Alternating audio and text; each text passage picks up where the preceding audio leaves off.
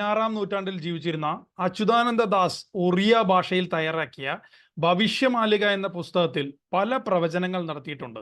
ശാസ്ത്രീയമായ ഒരു അടിസ്ഥാനവുമില്ലാത്തതും ഭക്തിയുടെ മാത്രം കൗണിലൂടെ കാണേണ്ടതുമായ ഈ പ്രവചനങ്ങൾ ഇന്ന് ഒരുപാട് ചർച്ചാ വിഷയമാണ്. ഇതിൽ പറയുന്ന പല പ്രവചനങ്ങളും സത്യമായി വരുന്നു എന്നത് കുറച്ചു പേരെയെങ്കിലും ഇതിൽ പൂർണ്ണമായി വിശ്വസിപ്പിക്കാൻ പ്രേരിപ്പിക്കുന്നു. 2029 ഭൂമിയിൽ വലിയ മാറ്റം ഉണ്ടാകുമെന്നും ഭാരതം കൊടിയ യുദ്ധം തന്നെ നേരിടേണ്ടി വരുമെന്നും ലോകമഹായുദ്ധം അടുത്തെത്തിയെന്നും കനത്ത ജീവനാശം മനുഷ്യർക്കുണ്ടാകുമെന്നും ഭാരതത്തിന്റെ ഒരു പ്രദേശം വെള്ളത്തിൽ മുങ്ങിപ്പോകും എന്ന് ഭവിഷ്യമാലിക പറയുന്നു. ഈ സംഭവവികാസങ്ങൾ തുടങ്ങുന്നതിന് മുമ്പായി പല അടയാളങ്ങളെക്കുറിച്ചും ഭവിഷ്യമാലിക മുന്നറിയിപ്പ് തന്നിട്ടുണ്ട്.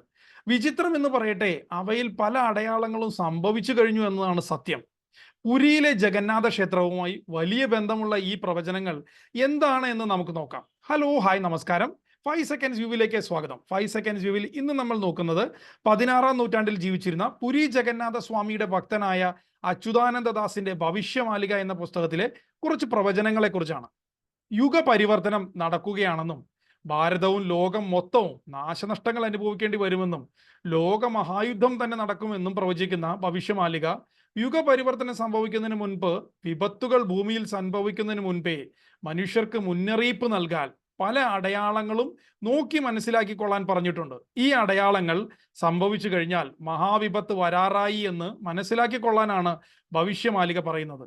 യുഗപരിവർത്തന അടയാളങ്ങളിൽ പ്രധാനമായിട്ടുള്ളത് പുരി ജഗന്നാഥ ക്ഷേത്രത്തിന്റെ കൊടി കത്തിപ്പോവുക, അല്ലെങ്കിൽ അത് ഊരി താഴെ വീഴുക, പുരി ജഗന്നാഥന്റെ മേൽക്കൂരയിൽ നിന്ന് വലിയ കല്ലുകൾ അടർന്ന് താഴെ വീഴുക, പുരി ജഗന്നാഥ ക്ഷേത്രത്തിലെ ആൽമരത്തിന് നാശനഷ്ടം സംഭവിക്കുക, പറവകൾ ഒരിക്കലും മുകളിലൂടെ പറക്കാത്ത പുരി ജഗന്നാഥ ക്ഷേത്രത്തിന്റെ മുകളിലൂടെ യുഗപരിവർത്തനത്തെ വിളിച്ചു അറിയിച്ചുകൊണ്ട് കഴുകൻ, പരുന്ത് മുതലായ പക്ഷികൾ ക്ഷേത്രമേൽക്കൂരയിൽ പ്രത്യക്ഷപ്പെടുക എന്നിവയാണ് പ്രധാനമായിട്ടുള്ള അടയാളങ്ങൾ. ഇതിലെ അത്ഭുതവും തമാശയും എന്താണെന്ന് വെച്ചാൽ, കഴിഞ്ഞ കുറച്ചു നാളുകൾക്കുള്ളിൽ ഇവയെല്ലാം തന്നെ സംഭവിച്ചു കഴിഞ്ഞു എന്നതാണ്. മറ്റു ലക്ഷണങ്ങളിൽ പ്രധാനമായിട്ടുള്ളത്, ഈ കാലഘട്ടത്തിൽ കർഷകർ കൃഷി ഉപേക്ഷിക്കുമെന്നും വന്യജീവികൾ നാട്ടിലിറങ്ങി മനുഷ്യരെ ആക്രമിക്കുമെന്നും ഭരണാധികാരികൾ സ്വാർത്ഥരും അഴിമതിക്കാരുമാകുമെന്നും അധ്യാപകർ വിദ്യ വിൽപ്പന ചരക്കാക്കുമെന്നും ഭൂമിയിൽ ചൂട് അസഹനീയമായ രീതിയിൽ വർദ്ധിക്കുമെന്നും ഒരേ ലിംഗത്തിൽപ്പെട്ടവർ തമ്മിൽ ലൈംഗിക വീഴ്ചയിൽ ഏർപ്പെടുമെന്നും നിർമ്മല ഭക്തിക്ക് കോട്ടം സംഭവിക്കുമെന്നുമാണ്. ഇനി അച്യുതാനന്ദദാസിന്റെ പ്രധാനപ്പെട്ട പ്രവചനങ്ങൾ എന്തൊക്കെയാണ് എന്ന് നമുക്ക് നോക്കാം. ഒന്ന്, കലിയുഗത്തിന്റെ അവസാനവും കൽക്കി അവതാരവും. മനുഷ്യരുടെ മൂല്യച്യുതി മൂലം കൊള്ളരുതായ്മ കൂടിയത് കൊണ്ട് കലിയുഗത്തിന്റെ ദൈർഘ്യം 4.5 ലക്ഷം വർഷത്തിൽ നിന്ന് 5000 വർഷത്തിലേക്ക് ചുരുങ്ങിയെന്നും മഹാവിഷ്ണുവിന്റെ അവസാന അവതാരമായ കൽക്കി ധർമ്മം സ്ഥാപിക്കാനായി ജന്മമെടുത്ത് എന്നും 2025 ആണ്ടോടുകൂടി ഇത് പ്രകടമാവുമെന്നാണ് ഒരു പ്രവചനം. രണ്ട്, ചൈനയും പാകിസ്ഥാനും ഒറ്റക്കെട്ടായി പാകിസ്ഥാനെ പോലെയുള്ള 12 രാഷ്ട്രങ്ങളെയും കൂടെ കൂട്ടി ഭാരതത്തെ 2026 ആക്രമിക്കുമെന്നും 2029 ലോകമഹായുദ്ധം തന്നെ സംഭവിക്കുമെന്നും ലോകമഹായുദ്ധം 6 കൊല്ലവും 6 ദിവസവും നീണ്ടു നിൽക്കുമെന്നും തുടക്കത്തിൽ ലോകമഹായുദ്ധത്തിൽ പങ്കെടുക്കാൻ മടി കാണിക്കുന്ന ഭാരതത്തിന് അതിൽ പങ്കെടുക്കേണ്ടി വരുമെന്നും 13 മാസം ഭാരതം യുദ്ധം ചെയ്യേണ്ടി വരുമെന്നുമാണ് ഭവിഷ്യമാലിക പറയുന്നത്. 3, ലോകമഹായുദ്ധത്തിന്റെ അനന്തരഫലം. അമേരിക്കയും യൂറോപ്പും പരിപൂർണമായി നശിക്കുമെന്നും അവരുടെ പല പ്രദേശങ്ങളും വെള്ളത്തിനടിയിലാകുമെന്നും ആ പ്രദേശങ്ങൾ മനുഷ്യവാസത്തിന് യോഗമല്ലാതെ ആകുമെന്നും ചൈന പല കഷ്ണങ്ങളായി ചിതറിപ്പോകുമെന്നും ചൈനയുടെയും പാകിസ്ഥാൻ പോലുള്ള കൂട്ടാളികൾ പൂർണ്ണമായും ഭൂമിയിൽ നിന്ന് തുടച്ചു നീക്കപ്പെടുമെന്നും റഷ്യ ഇന്ത്യയെ സഹായിക്കുമെന്നും റഷ്യ ഒരു സനാതന രാഷ്ട്രമായി മാറുമെന്നും അവർ പുരി ജഗന്നാഥന്റെ മുൻപിൽ സ്വർണം കാഴ്ചവെക്കുമെന്നുമാണ് പറയുന്നത്.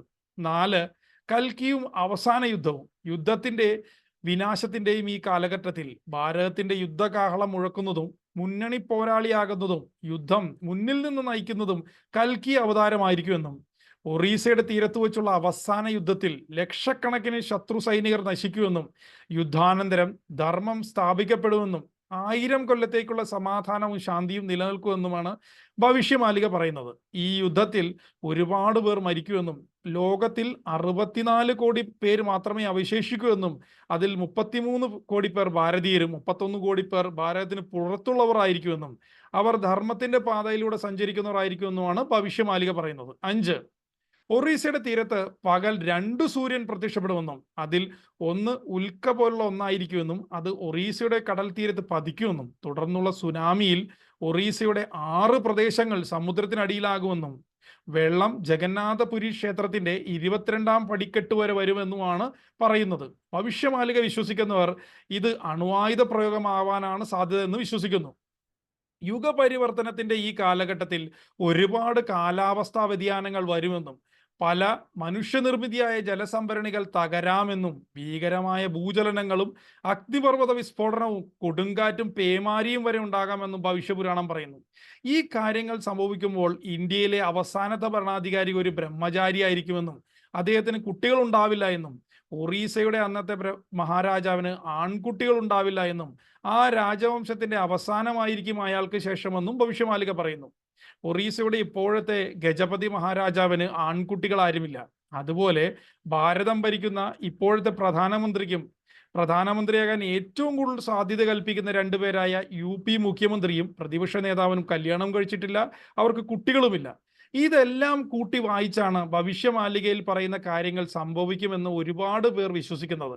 കലിയുഗത്തിന്റെ അവസാനം, മഹായുദ്ധത്തിന്റെ അവസാനം സത്യയുഗം തുടങ്ങുമെന്ന് അവർ വിശ്വസിക്കുന്നു.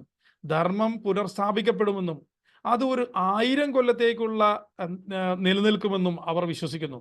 ഇത് കോടിക്കണക്കിന് പ്രവചനങ്ങളിൽ ഒന്ന് മാത്രം എന്ന് കണ്ടുകൊണ്ട് കാര്യങ്ങൾ, ഇതിൽ പറയുന്ന പ്രവചനങ്ങൾ മനസ്സിൽ കയറ്റാതെ സ്വന്തം പ്രവൃത്തിയുമായി മുന്നോട്ട് പോവുക. ഇത് എത്രയോ കോടി കഥകളിൽ ഒന്ന് മാത്രമെന്ന് മനസ്സിലാക്കുക. ഒരു തമാശയോടെ ഇതിലെ കാര്യങ്ങൾ ചിരിച്ചു തള്ളുക. Thank you so much. This is 5 seconds view on Bhavishyamalika. Please like, subscribe and share our videos. നിങ്ങളുടെ ഓരോ സപ്പോർട്ടും ഞങ്ങൾക്ക് വളരെയധികം ആവശ്യമാണ്. Thank U.